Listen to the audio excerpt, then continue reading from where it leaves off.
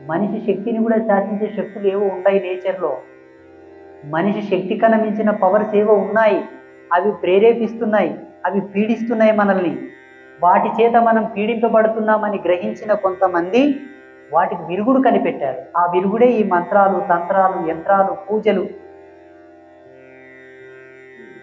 అర్థమైందా?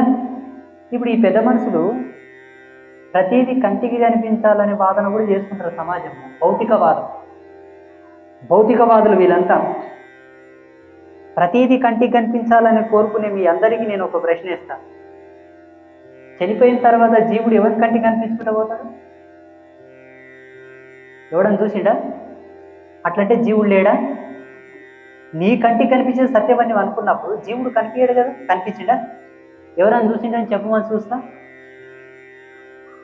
అది ప్రమాణం కాదు. ఆధ్యాత్మిక విజ్ఞానం ఏం చెప్తుందంటే కంటికి కనిపించేదంతా 1%. 1% కూడా కాదు, 0.